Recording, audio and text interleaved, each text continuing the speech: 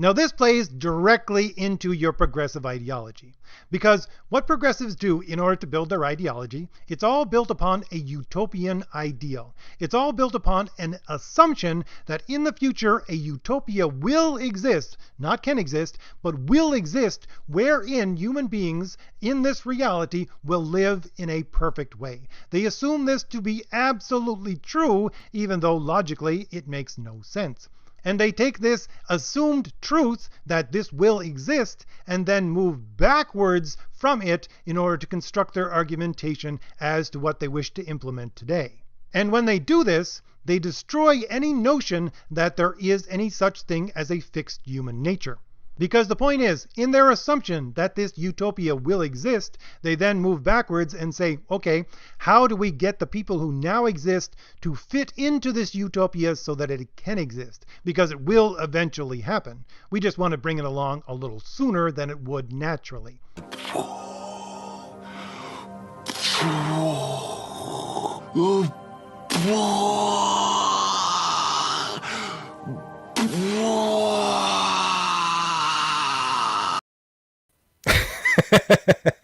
I just wanted to give you guys a brief example of the guest we have on tonight and the usual response that I have when I listen to his videos, which is that guy at the end. Mind blown. I know we're running late. Sorry, there are a few technical difficulties, so let's bring the man on himself. RJ, thank you so much for joining us here tonight. Thank you very much, and thank you for that introduction. I had to stop myself from laughing just before I got on here. That was hilarious. Don't stop yourself. We can laugh. Man, when I heard that line, to myself sometimes. I know. I've put Ethan through it. I've put a bunch of guys through it. But you know, it is what it is. When I heard you say that, I was like, holy shit, that is so right. That is so correct. That's what happens a lot when you listen to The Fourth Age. You have these moments, you're like, oh my God, this all makes sense suddenly. But let's also bring on the other panelists onto the show. We've got Poland and Joe Albino Thunderbuns. Welcome, fellas. Thank you. Glad to be here. Hey, yes. Long time Excellent. Excellent to have you here. Yes, long time no see, Poland. Anyone who wasn't aware, Paul and I just streamed with Julia Song about a couple of hours ago. So yeah, it's a double stream for us tonight. Yeah, boys, go check that out. Absolutely. RJ, it's I don't know if this has happened to you, man. It is surreal when you hear someone, you know, that you've watched videos of for a long time, and then you actually have a conversation with them because you're like, hey, I know that voice. No, definitely. Every time somebody mentions me in one of their videos, it's a little bit unnerving, I guess, because I'm just watching their videos because, right? And somebody says my name, is like, okay, that's really, really weird. Because I usually just talk to myself. I don't go on live streams a whole lot. It has to do with my connection because I'm way out in the woods. But yeah, it is surreal. I'll give you that. All right, before we get started, let's say hello to the wonderful people who have decided to join us here live. We've got Skip Edwards in the house. We've got Black Rose Comics. Mo Biggs is here. Mo has been undoubtedly giving it to me pretty bad for the lateness of the show, but it is what it is. You know, we do what we do. And Mo, it's 2 shows today, so you can, you know, cut me a little bit of slack. Felix Haas is in the chat. Great to see you here. He says, sorry he missed the show yesterday. Well, you don't have to apologize, Felix. You're always welcome here, my friend. Dean, notice the word is here. Hex Harper has showed up. Fantastic to see you here, Hex Harper. We've got Joe giving everyone the lowdown in the chat there, what happened. It's all good, though. We're past it now. Todd's Truth, great to see you, my friend. Who else is here? Rick Saylor, he says, how Michael Bancroft, how right back at you. We've got my wife in the chat, always good to see. Johnny Rando's here. He says he's selling a blank notebook on today's show. It's called My Thoughts. Hey, Johnny. Hail Johnny. There you go. Scrolling down. Johnny hung out in the Barton stream yesterday for a while, too. He did. Manny Corneo. Is it Corneo? Cornejo? I don't know how to pronounce that. Sorry, Manny. He said, just got here. What did I miss? Well, we just started. So thank you so much for coming and hanging out with us. We're going to talk to RJ. We're going to talk heroes. We're going to talk his upcoming book that he's got the mailing list up for. Who else have we got? Hex Allen is in the house. Great to see you. All about the books. He's excited to see RJ. Yeah, we all are.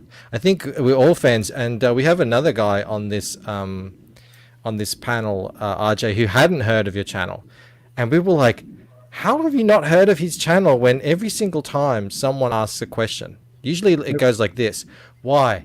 Why are these progressives? Why are these SJWs doing this? And every time I say, well, go on to the fourth age, watch all the videos, and then you will understand. I think actually, I have someone right now who's going through all of my videos like that. I apologize if there is. It's just my connection. Like I said, I have to use satellite. I'm way out in the woods. But yeah, I have someone right now who's going through all of my videos. I have people that just hit my channel and they just burn through all the videos. But I'm not the most known of the people who are producing comics right now. I can say that for sure. But hopefully we'll rectify that. Partly with this broadcast. RJ, sorry for being late. I'm one of those people who started burning through your videos, and then I just started downloading and archiving them, and I realized that's not good enough. I need to go through your videos and make like keyword notes and index them so I can look things up. That's kind of what I do for videos. That's why I do the videos to begin with. It's the fact that before I had my channel, I would go through these things in my head anyways. And I said, you know what? I must have just record it. That way I have some kind of way of going back to what I thought before and try to figure out where this all fits in. So I don't blame anybody for doing that for my videos. I've had people beg me to categorize them so that they can search through them. Unfortunately, I don't have that time myself, but if someone else is doing it, that's amazing. Well, I haven't started yet. I'm actually working on a different area of my life, but I am getting a lot out of your videos, so thanks for putting them out. No problem. Like I said, I used to do these things, and when I was on different YouTube channels, if I was leaving comments on your boy Zach's channel, there would be these giant comments, and I thought to myself, why don't I just record these things? And that's really where my channel came from. Yeah, so you were listening to Zach, and obviously probably agreeing with him on a lot of stuff. But man, I don't think I've ever come across anyone who goes so in depth and like lays it out in such a clear and understandable way. It's like you can go into one of your videos not really knowing a topic that well, but by the time you're finished watching it, you feel like you've just taken a short university course on it. How do you do it like that? How do you get all that research and everything, and how do you find time for that and then put it all into one video? Honestly, I don't do a whole lot of research for my videos. It's like I said, I usually run across a question during my week and my mind just works on it and works on it. And it would normally, even if I wasn't doing a video, it just works on a problem until I have it honed down to where I think the problem lies and where it came from and everything. I just want to understand. So that's where my videos really come from. I just want to understand myself. And I figure, well, someone else might want to know the way that I understand this, because hopefully I do it rationally and in a way that can be explained.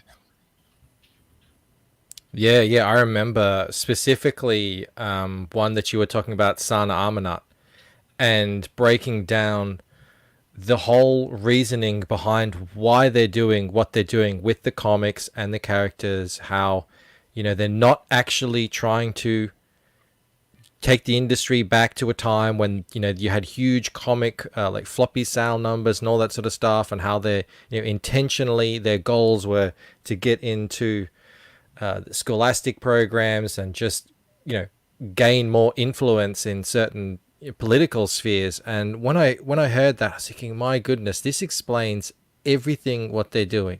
It all became so clear when I watched that one. Yeah, and the great thing about listening to the videos that the other side puts out is they don't think anybody from the other side is going to listen to their videos. So they lay it out on the line, because they won't listen to anyone like the progressives, the quote unquote progressives. They won't listen to anyone on the other side. So they don't think anyone's going to listen to them from the other side. So they lay it out, and they have no bones about what they're saying. And when you listen to their videos, it's really scary sometimes to hear it from their mouths that, yeah, this is what they're doing. And they don't care. They don't care if they're destroying the industry. They just want to, I don't know, indulge themselves in their love of villainy, I think, really. And that's just not just on the page. RJ. Oh, sorry, Mike. Okay, I was just going to say quickly, just recently, Ethan had a conversation on Twitter with Camilla Zhang, who you would know was the old, gatekeeper for Kickstarter.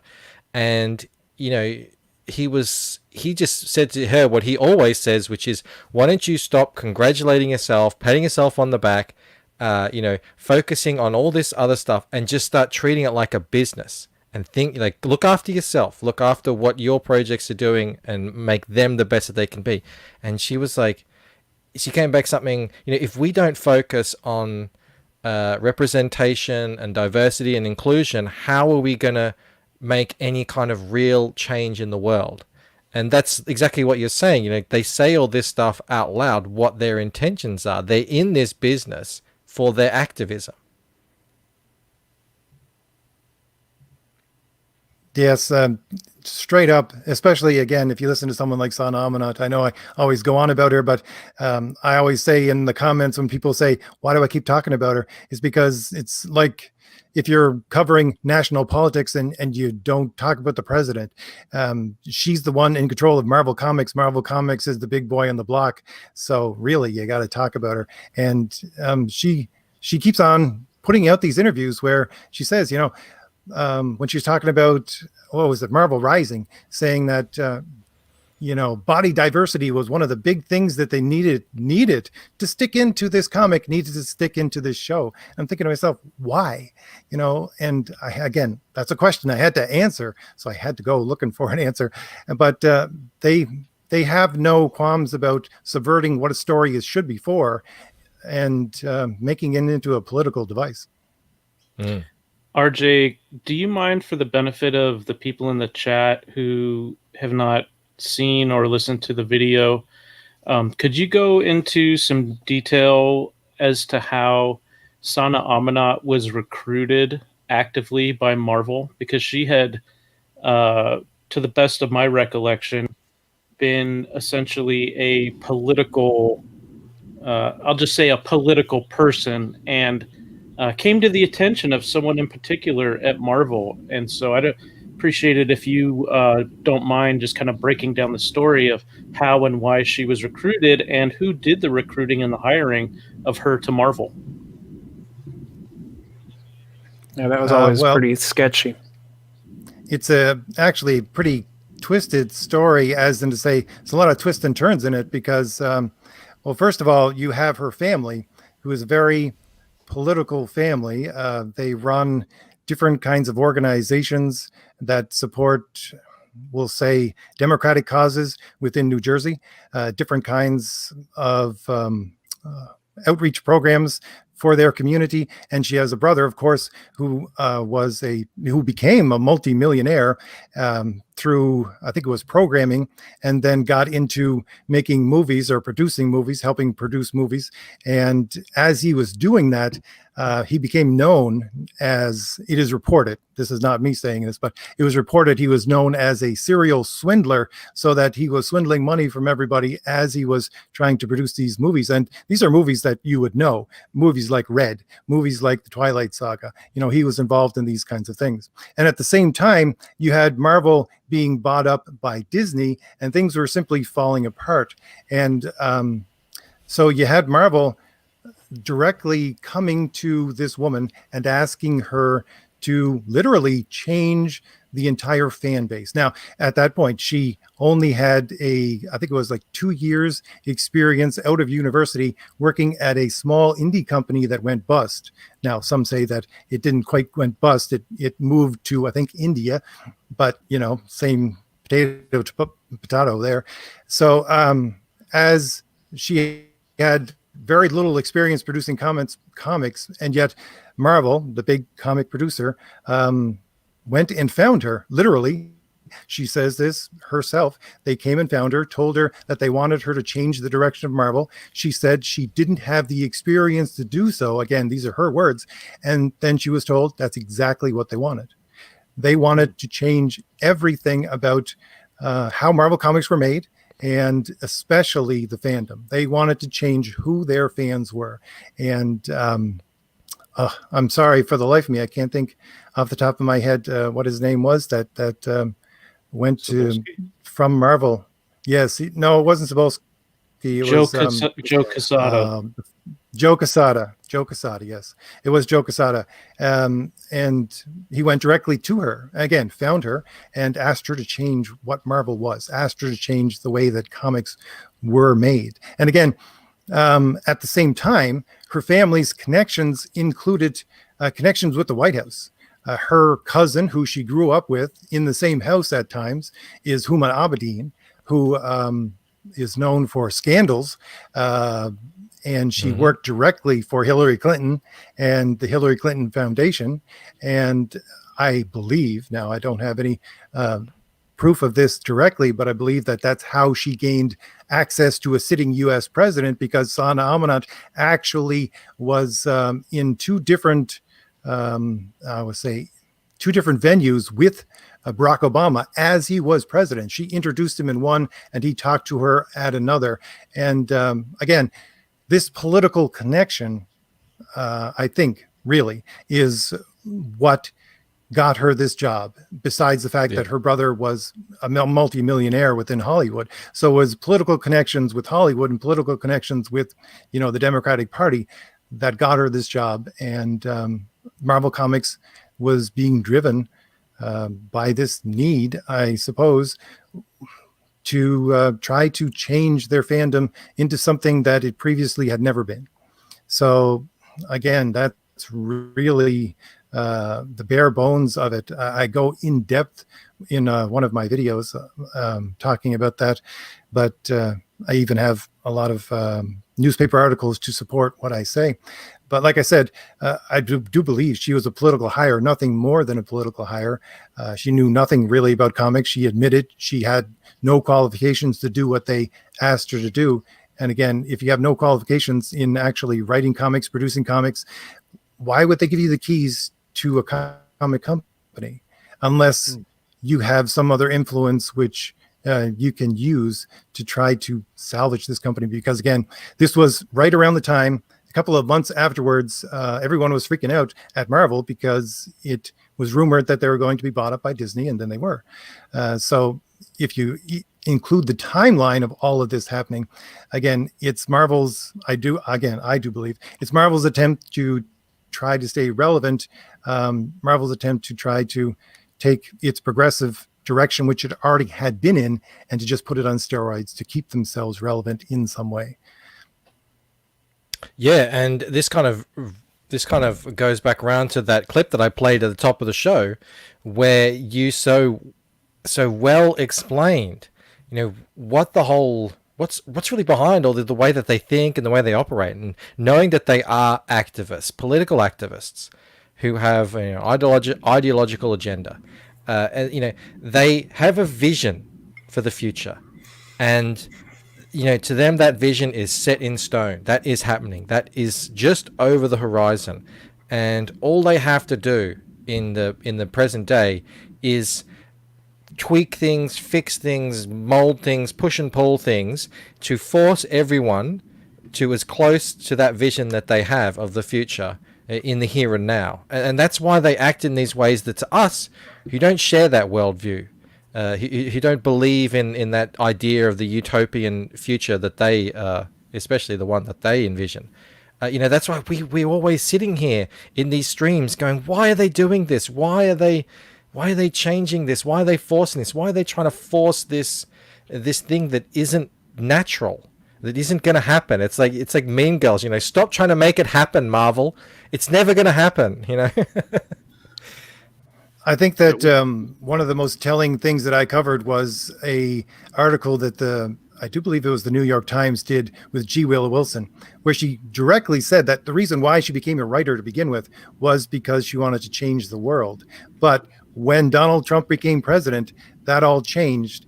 And what she saw as her mission at that point was to become a bulwark, a retreat point for the political ideology that she and all the other progressives, a sponge, and she was going to provide, as she called it, hope fuel for the leaders of their causes. And that's what she is going to do with her material. She wants to, again, straight out of her mouth was that she wanted to provide a retreat point for them to get back to so that they could regroup, and she could provide them with hope and then send them back out so that this attack again upon our civilization can begin once again. And she straight up says that this is the reason why she writes now.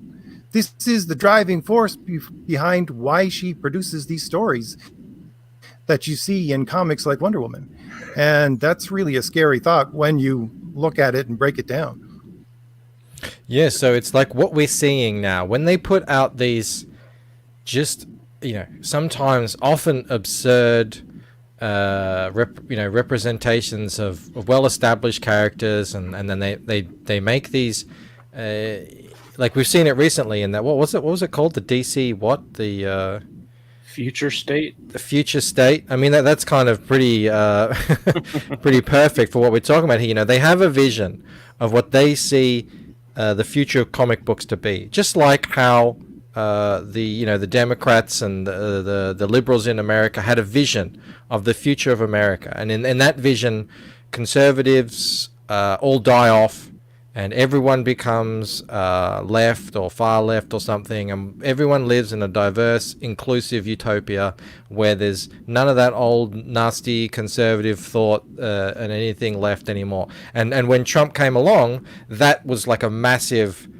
monkey wrench in their whole plans, and that's why they, had the Trump derangement syndrome for 4 years. And it's kind of a similar thing, I feel, with what's going on in comics.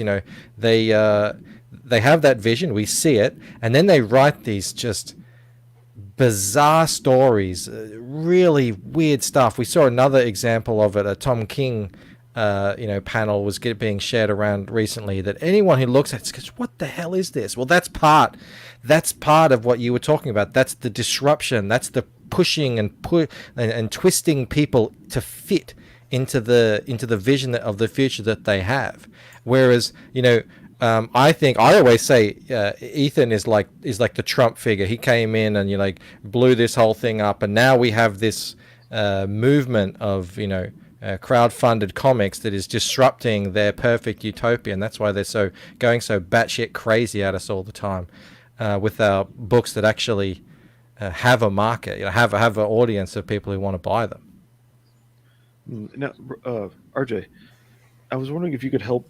I don't know how to ask this as a question, so I'd like to just start a thought and let you correct it and finish it.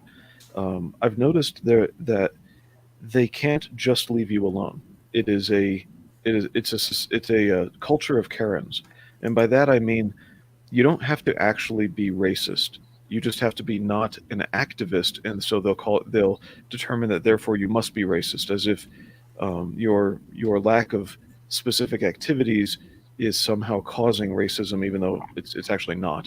And so let's see. Michael and Poland here had a different guest on in a stream earlier today where she was saying, what does if I'm just gardening and I have certain thoughts that people don't agree with, why do they have to come all the way across the country through the internet after me for them? That it doesn't affect them at all. What I think I'm seeing is the way these people are. It's like they're missing something in their lives, so they have to run around and fix other people, or they really just can't leave other people alone. What is going on that you've observed? Where is it something in their ideology, or forgive the religious term, their doctrine, that says that they can't just raise their kids the way they see fit? They have to somehow change the world to fit themselves rather than just do their own thing. I'm trying to hit on something and I don't even fully understand it. I don't know how to ask the question. Are you getting any drift of what I'm going after?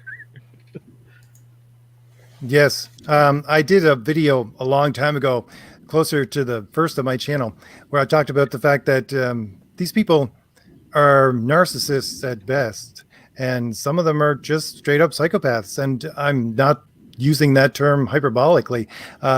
Their ideology leads them towards selfishness, and that selfishness leads towards narcissism. And the thing is that for people who are narcissists, they need control. They cannot allow anyone outside of their sphere of control to exist. They must have control over the people that are around them, anything that even comes in contact with them. This is just psychologically known how narcissists work. And if you add psychopath into that as well, where they're only thinking about themselves and have no regard whatsoever for anyone else, which I would say is where this all leads to. They want you destroyed. If you have any kind of independence, it's not that you have an opposite opinion to theirs. It's not that you're expressing something that contradicts them. It's that you have independence. And if you show that independence at all, in any way, even in asking a question that seemingly has nothing to do with challenging these people, they will attack you. It's simply because they cannot stand anything out of their own control. And again, it's the progressive ideology and its selfish nature, where it depends on selfishness. It just leads to developing these kinds of people. And we got to remember that, I used to see this stuff in the late 1990s. I quit buying comics for a long time because I could see this progressive ideology in 1998. And I just started buying backstock for the longest time. And it's been there for a long time. So these people have been raised on it, especially someone like the writer Marika Tamaki. If you listen to how she speaks, she has never known anything but deep, heavy, progressive ideology. She can't even think outside of that. And if you're brought up in that kind of mentality, you're going to become a narcissist. You're going to become someone who cannot stand the independence of others. And so if anyone shows, again, even a streak of independence, they're going to attack. They're going to make sure that they try and destroy you. I after you started explaining that, I do remember that's one of your last videos I had seen going through your account chronologically, and now I just kind of catch most of the new ones, and I hope to start archiving your older ones again. But yes, okay, I was applying that when I listened to you before in the video you produced on a micro level, and not thinking of it enough on a macro level of it's because I'm familiar with narcissists. I've dealt with some, but they tend to control my experience, they tend to control other people. And no, it's worse than that. It's, as you just said, they must control anything they come in contact with. Okay, that's interesting. That's a perspective to remember. I did have another thought, though. I was listening to one psychologist give 4 types of narcissists, whatever, people divide them up differently. And one of the reasons narcissists can be caused, as opposed to, and then some people in that arena talk about the personality disorder is more ingrained. It can't be therapized out. Other people say narcissism can be created. It's like, why not both? Both can happen. And the creation mechanism was an emotional neglect growing up, from childhood, except for when, say, for example, the child is in a school play or participating in a sport, then they get all of the adulation, all the cheers and applause, but that's the only emotional confirmation they ever get. And that is one way to create a narcissist. You then are creating somebody who must be on stage in order to, it's a bit histrionic, you could say. There's an overlap there. They must be on stage in order to feel fulfilled. That makes sense to me generation over generation in terms of how children were raised, with the parents who didn't want their children to ever feel bad, so they had to have participation awards. And if I hope I don't want to talk too long. I think our audience might put the next puzzle piece in there already. So okay, thanks for clarifying that. That what you said earlier, RJ. Striding Jack says to me, what RJ is describing in Dark Psychology is the definition of a villain. Well, that sounds very good, because Joe, I'm sure you were listening just then, and as RJ was talking, I was just thinking, goodness me, we've had these discussions ourselves as we talk about my book, and I was like, wow, what he's describing right now is the villain in the Lucent, Le Marechal. Like, that is a perfect description of how he operates and what he's all about. So that's very cool. I've hit on something there with that. Yep, definitely. And I just want to say that because we got a late start, I want to make sure that we leave enough room in the hour for RJ to talk about his upcoming campaign. I know that, the 3 or 4 of us could ask him questions all night, and we'd be happy to let him expound upon any number of topics. But I want to make sure that we do give him a chance to tell the good people in the chat the project he has coming up. Well, yeah, we've just hit the half-hour mark, so that is exactly what I was about to go into. Where is it? I had it right here. Oh, it's right there. Okay. Silly tabs. No, that's not it. Oh, my goodness. I had it, and now it's gone in all the confusion. Hold the show just for 1 sec. I will bring it up. So, Joe, how was your day? RJ, have you met Joe before? He's a nice guy. Yeah, we met in the back. Yeah, we met in the back room briefly before the show started. I'm a long-time subscriber to the Fourth Age. I really enjoy RJ's analysis. I'm not sure if I've ever listened to a video where I strongly disagreed with anything he said. We definitely have very, very similar, if not identical, philosophies on storytelling and heroic virtues versus villainous vices, and the way that heroes have been deconstructed for decades to the point where they're not recognizable as heroes and haven't been for quite a while. And we both have a common interest in bringing back classic superhero storytelling. So I'm excited to hear him talk about his project. Cool. Yes, so Thomas Valiant, The Return of True Heroes, get back to feel-good comics with Thomas Valiant. Yeah, as well. I'm really excited to hear about this. So why don't you take it away, RJ, and let us know, a bit how you got started on this project, and also a bit about what it's about. Well, I don't even know how far back I can go. I wanted to be someone who could write and create. I've always wanted to do that. And I have written novels before, nothing that's gotten published, but I've tried to get them published, and it's very difficult. So I always have stories running through my head. And I saw all of these crowdfunding campaigns going up, and there is I would say, a minority of comics that focus on superheroes. There's a lot of good comics out there, but I wanted to focus on superheroes, and the superhero comics that I saw that were being produced focus a lot on the 1990s kind of hero, but I wanted to focus on the 1980s kind of hero. So I sell my book as being, 2 parts 1980s X-Men, 1 part 1980s Justice League, and 1 part Ocean's 11. So this is I want to bring back the great stories and the great kind of art and storytelling from the 1980s, because I would say all those people who are looking at 1990s comics, that wouldn't exist without the great stories from the 1980s, and everybody developing as artists, not just the storytellers, but the great artists that we probably all grew up on. And I was just blessed to have Renzo contact me and ask if he could be part of my project. So I have Renzo Rodriguez doing the art, which some people may know from working with Richard Meyer on Pandemic and Impossible Stars. And he Renzo was even is a beautiful on artist. some of the Jawbreakers. I think he did a cover. He may have even done. Pretty sure he did one of those short side stories at the end of one of the books. Yeah, he did Devil Dog backup story. There you go. In Jawbreakers, the second book, I believe. Sounds right. So yeah, he's the one who contacted me for trying to be part of this project, because I was looking for very clean art. Again, I wanted to go back to the 1980s clean style. And again, part of the reason why I say it's a bit Ocean's 11, I want to bring back a bit of class to to the art and to the storytelling. And visually, I think Renzo does that beautifully.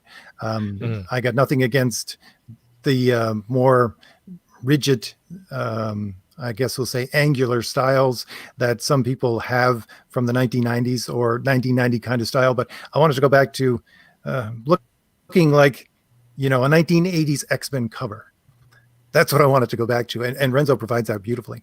But yes, if you want me to tell you a little bit about the story, I can do that absolutely. as well. Let's hear, because this is the first time I've not heard anything about it. So you just take the wheel and drive. Okay, well, again, this is one of the things that Renzo has to deal with when he deals with me, is that I have written a lot of backstory for my book because I'm focusing in this book almost completely on action. So there's a lot of different stuff that happens in the background, which I tried to weave in through the action and through the adventure, because it's just a straight up action adventure. I think a good story can be told that way and still have a lot of things weaving through it. But basically my world is like an amalgam world of Marvel and DC. If you remember Amalgam from, I think it was late 1980s, early 1990s. So it's in a city. The city is one half a teeming metropolis and the other half is New York. And so it's divided by a river. So one half you got DC style heroes and the other half you have Marvel style heroes. And Thomas Valiant was one of these heroes on the DC side. He always wanted to be a hero. He was trained as a soldier and a spy, as a legacy for basically what was that world's version of the unknown soldier. And he focuses his powers on deception and, using them as a spy. That's what he focused on. But he falls out with the heroes on his side because he finds that they're just not being heroes anymore. And what they're doing is making no impact. So he decides to make his own team. And his own team consists of basically ne'er-do-wells, mercenaries, and villains who are looking for redemption. And that just puts him dead in the sights of all the quote-unquote heroes of his world. They want to destroy him and his team. First of all, because it looks like he's working with villains. Secondly, because if he does indeed become a true hero in the sense that he wants to, he's going to show them up. And so this is where my book begins. So Thomas Valiant and his new team are on their first mission. And when they just start their first mission, they just get attacked and pummeled from every side by the heroes of this world that don't want him to exist, because he will show them up. And they will have to go through the gauntlet to try to survive this world just to be heroes. And that's what the book is about. It's going to be at least 60 pages. I'm hoping to get it up to 80 pages if possible, because I have a lot of story to tell. But again, it's action adventure. It's what you're looking at right here is page 2-3, I do believe. And this is how we start with action adventure. And while there are a couple of lulls in the story, it never stops. And again, I want to put this in because no one wants to hear me, or no one wants to see a comic like my videos where I just talk for half an hour or 15 minutes. Yeah, Marvel's been trying that for years now. You're right. No one does want to see it. Before we continue on, all about the books, thank you so much for $5. He says, RJ, you should promote your book with Zach and EVS. I know they will support you. I think they are fans. I've definitely heard Zach talk about your channel, and especially now that you've got the Renzo connection. Yeah, it could be a possibility. That would be a massive boon. You mentioned that just because you have a pretty popular YouTube channel, it's comic focused. That doesn't mean that people automatically think of you as a comic book creator, and now you've got to do the work of changing that and building up your profile. So yeah, I guess I'm happy if it starts here and ends up with those big channels. That would be awesome for you. It's kind of ironic that, well, first, it's kind of ironic that you want clean art while we're looking at a piece that has rubble all over the ground, but it's clear. We can tell that it's rubble. We could tell what the broken glass is. We don't make mistakes looking at it. But now it's second of, I got 3 here. the way you describe your story about the genuine hero, and yet the pseudo heroes don't even want him to exist because his genuine heroic nature will show them up. I hear an allegory to reality in all of that. I really do. And then I won't spell it out. But then, one of the things that really got me thinking and reading better, your videos have helped me as a reader, was your definition of a hero versus a villain, and this was quite some time ago, I believe. Because I came in late, I don't know if you covered that already, but I think for our audience, it might make your book, if you could go over your definition of hero and villain for us, I would appreciate that, because I think it would really show us what makes your book valuable in terms of a good read and a story that we might want to keep. Well, I always talk about hero in the traditional Western civilization sense of a hero. I was trained as a historian a long time ago, so I always like to go back through history. And as I say on my channel all the time, for near 3,000 years within Western civilization, a hero is a paragon of virtue. Those virtues are very specific. You have to be prudent, you have to be just, you have to have fortitude or courage, and you have to be temperate. Those are the 4 virtues that build a hero, and you need to act in that heroic fashion. And it needs to be connected to reality. Again, in order for to even have these virtues, you need to have right reason. That is to say, your reason in accord with how reality works. And so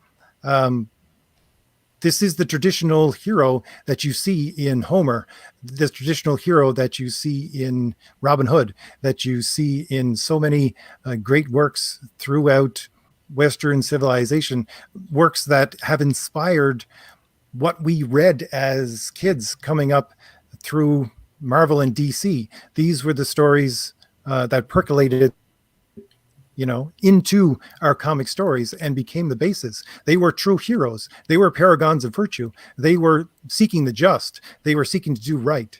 And they were seeking to sacrifice themselves for these virtues, as opposed to villainy, which again would be a vicious person, someone filled with vice, someone who is unjust, someone who does not have courage, who doesn't know how to make a decision according to what they see around them, which would be imprudent, someone who is intemperate. And again, these are all things that we can see not only within the heroes, quote unquote heroes, that are produced within Marvel and DC right now, but also in the creators of those heroes. So that's my definition of a hero and a villain. And again, all I try to do is to mimic what has been laid down for, again, 3,000 years throughout the literature of Western civilization, because that is what needs to come back to our minds, I think, when we talk about a hero.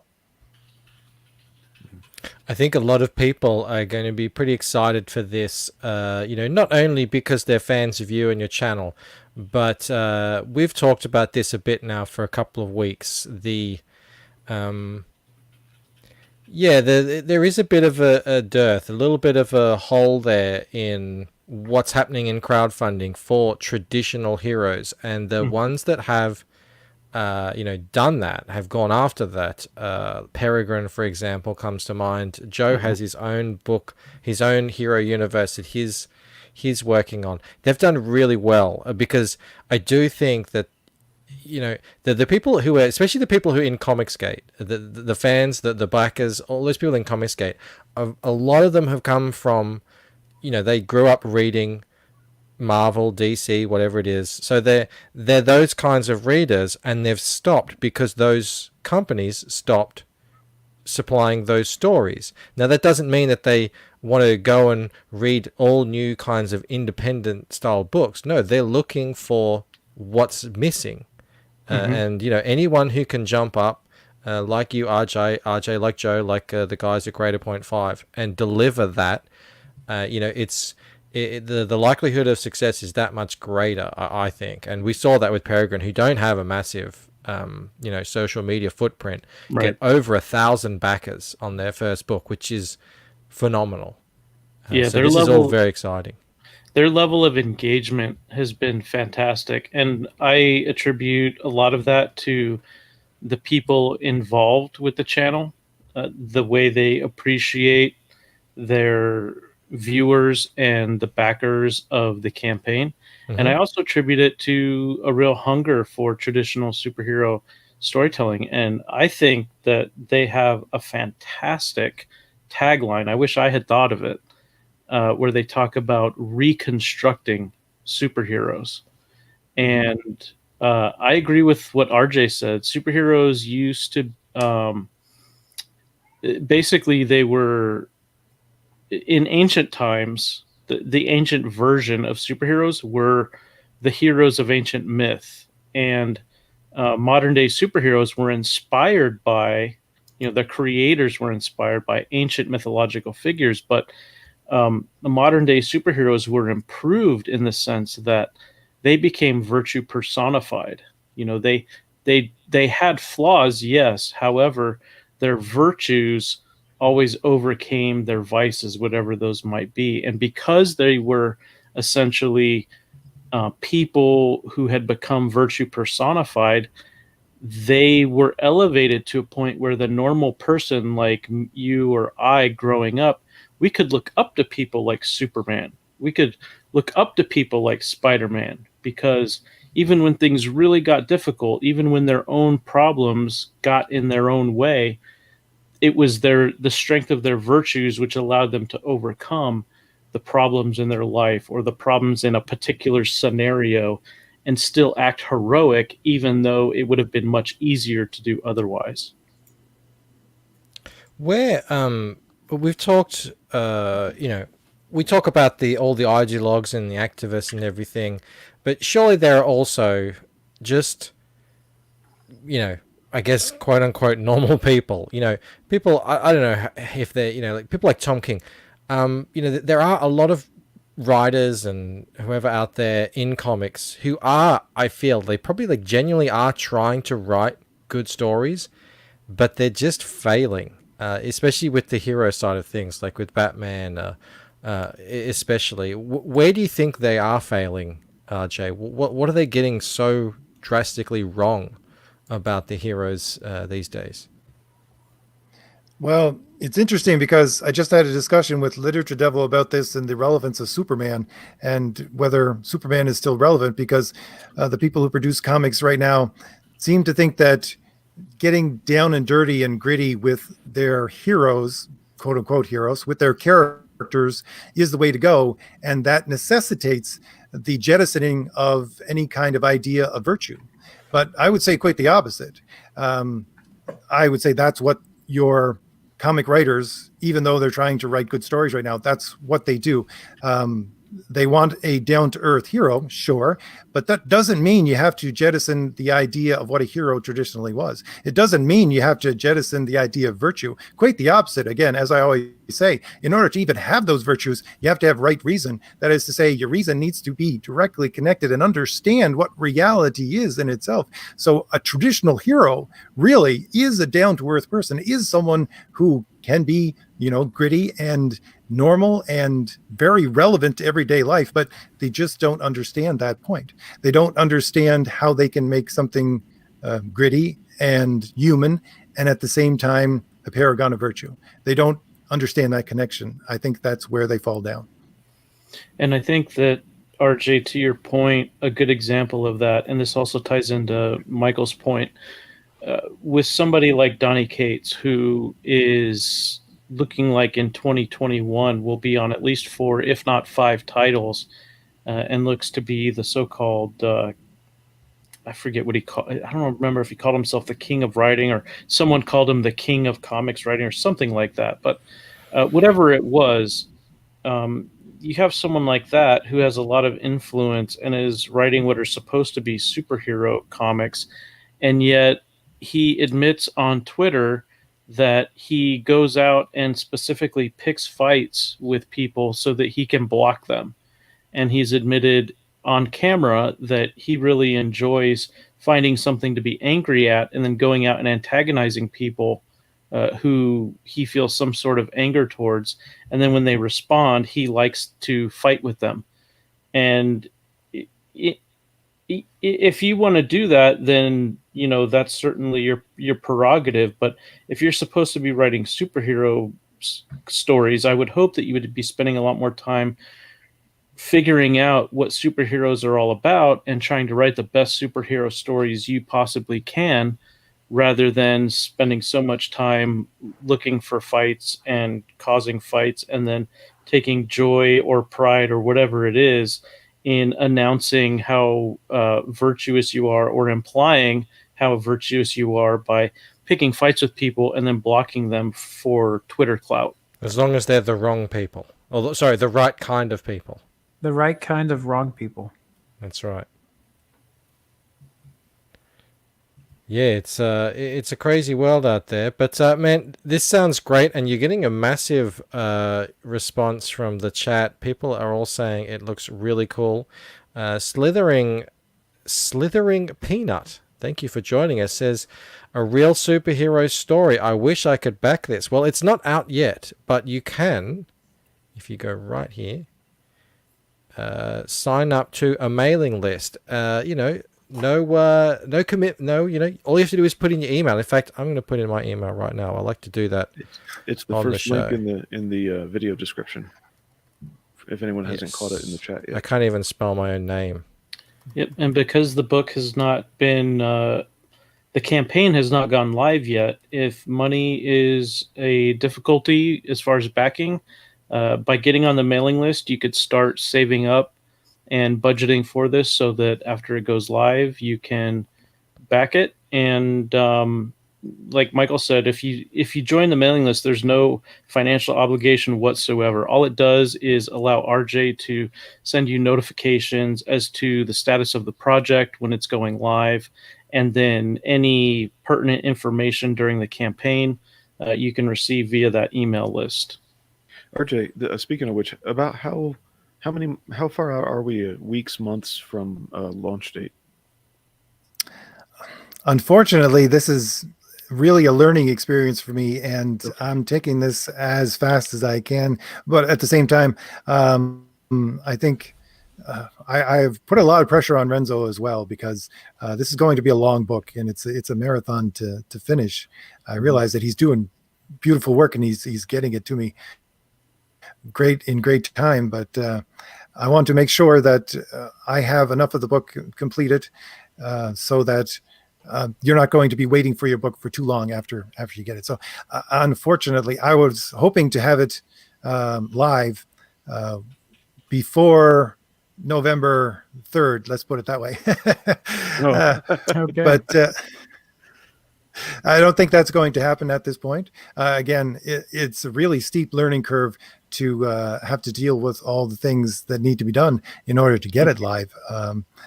So I don't have a specific date. Unfortunately, I can't say that I have a specific date in mind, but my goal is to have it live before the end of fall. Okay. So if I start putting away $750 per paycheck, then I probably can pay for it the moment it goes live. All right. There you probably, I think. Stephanie Renee says Thomas Valiant times Thomas Moria. Are you familiar with Thomas Moria? I can't, for the life of me, think who it is off the top of my head. Stefani is very happy to see somebody else writing a character named Thomas. He said that yeah. No, Thomas Moria is legit, a real deal comic book. It's just launched recently. It's fantastic artwork. Stefani is actually the writer and artist and colorist on that project, and maybe he's saying a potential crossover in the future, perhaps. I'll leave that up to you guys though. But yeah, the two Thomases. That would be a bit of fun. RJ, one of the other things in an earlier video of yours, because I've heard the virtue thing before, it was a comparison that the hero is more, I forget if it's more moral than the villain, and this was earlier in your career as a YouTuber. It was the hero is more moral than the villain, and the villain is less moral than the hero comparatively. So they rank off of each other for the reader or listener to have that there. I hope I'm articulating it well, but without the rest of the virtue explanation that you gave, it doesn't make a little much sense, because you can have somebody who's immoral and then very immoral. But I found with that the hero is more moral than I am and the villain is less moral than I am, that tends to help me out when I'm reading someone who doesn't seem perfectly heroic, but then I can learn from their mistakes, and that's kind of where I'm landing with that. So that was a different definition I heard you give before, not contradictory, just a different angle. Yeah, you really are going through the old videos because oh yeah, that's an old video. Welcome, RJ, meet Blue. Hey, yours were cool, so I just started at the beginning. Yeah. So anyway, if you wanted to expound on that more, or is that something you would rather leave as maybe a version to be forgotten? No. Well, I do believe that I probably misspoke a little bit in that video, if I remember correctly. But I was just going off of, again, I always go off of the historical definition of things. I go back to Aristotle and Aristotle's definition of what a story is. That's how he defines a hero. That's how he defines a villain. This is 2,400 years ago. And he's saying that this is how you identify with these people. This is how you know who they are in a story. Someone who is more moral than you, more virtuous than you. You can tell they're the hero, and you know the villain because he's the vice-ridden one. He's the one who you look at and say, that's not the kind of person I want to be. So again, all I ever do is to take these old ideas and try to bring them into the present. So what about archetypes and relating those to heroic virtue? Do you ever get into that? I haven't caught that yet. Yes, that would be one of the things I did in one of my recent videos. Again, Literature Devil had asked me about Superman, and he goes back to the archetypes. He goes back to Jung and the idea of archetypes. I really don't like the idea of archetypes. Again, I think Jung is just a rehashing of Plato, and while I love Plato, he was eclipsed by his student, Aristotle, who really based everything in reality, based everything in just the real and the everyday life of a human being and your habits and how you become a person who is moral, someone who is virtuous. I think the idea of archetypes is a little bit too abstract and doesn't have enough connection with reality to make that real connection for a person, to inform them and inform their actions to become a hero. So I like to go back to Aristotle, and again, the people who bring him forward, someone like Aquinas as well. Mm-hmm. Aquinas is a lot of reading. I remember my dad's volumes on Aquinas. It's huge. I would be interested to know how much reading has gone on between these two people here, RJ and Blue. It would probably fill an entire library. Not enough. I'm a better auditory learner. So, are you thinking you might start doing some more streams, or going out and stuff like that as you go towards launching RJ? Is that something you're looking to do? Yes, very much so. I was going to say, if you ever want me back, just invite me, because again, I'm a closet. Oh, no, not a closet. I'm very much an introvert. That's why I put up my videos the way that I do. But yes, I would love to discuss my book more. I'd love to discuss my ideas more, and I'd love to hear what everyone else has to say about the idea of hero. That's partly why I put out those videos, is because I wanted to start a discussion, and to discuss with you here is a privilege. Oh no, I mean we're all of us. I think I can say for all of us, we're all fans of your channel. I've loved this discussion. This has been right up my alley. I can tell Joe and Blue and Poland as well have been enjoying it. I've been seeing a lot of nodding heads and a lot of good questions from these guys and the chat as well. So you are absolutely welcome to come back. I'll really enjoy that. And as well, when it comes time to the launch and everything, I'm more than happy to, promote what you're doing. I think it's really cool. It looks great, sounds great. And, hey, we all have to kind of look out for each other. We just had a book launch yesterday. Replicator 3 from a guy who hangs out here in the chat a lot, and we get him on the stream, and man, his book has gone crazy. It's the big launch. It's already over 200 backers. It's, I don't know what it's up to now, like 17 or 18,000. It's done more in its first day than I think his campaign did in its first month the last time round. So he's really seeing some amazing growth. And Wow. I think a big part of that is, getting out there, meeting the people in the chat. And I can tell, I've been reading all these chats. These guys really like you, RJ, and they like to hearing what you have to say. So yes, you are absolutely, that's a long way of saying, yes, you are absolutely welcome back anytime. Tetsunami has, well, there's a couple chats here you should know if you don't have your window open. The icons don't come across on StreamYard, but Tetsunami is giving you the rock and roll fingers for introvert, so much love there. And Hex Harper is saying thank you for the stream if you didn't see it. I mean, I thank everybody for all of their comments. I'm just amazed at how many people actually want to listen to what I have to say sometimes. that's the thing, isn't it? It's weird when you start to, people know who you are and everything, and it gets a little. I can imagine, I was doing the commentary videos for a little while myself, not very long. And jumping onto the streams was a whole new kettle of fish for me. And now I don't go back and do the commentary ones because I'm just too busy with other stuff. But I'm very happy that you continue to do them, because it's always a bit of a highlight when they come out and you're like, oh, what's he going to be talking about this time? It's really cool. It sounds like we need to get Literature Devil on as well. He seems to be like a wealth of knowledge as well. So maybe we can get you guys both on at the same time. That would be cool too. Possibly not an introvert. Possibly not. Yes. No. All right. All right, RJ, that we're going to leave it there. We've made it to the hour. Thank you so much again for agreeing to come on and talk to us about Thomas Valiant. Hope you get a bunch of sign-ups from this, and more on into the future when you all the way leading up to when you decide to launch. Joe, Blue, Poland, always a pleasure to hang out with you guys. And to the sexiest chat in Comicsgate. You guys have been amazing today. We've had a whole bunch of people in here pretty much the entire time, and you've been giving some really, really cool comments here. And Jim Cox, I agree. RJ has a great radio voice. Perfect for streaming and making videos. We will... Came to both shows today. Really appreciate that. Yes. We will... it's my day off tomorrow. So you won't see me tomorrow, but I will be back the following day. I think that's Sunday for America. Yep. And we will, I think we have a guest lined up, but if we don't, we'll have another cool chat, and we will see you then. All right, guys. Bye. Take care.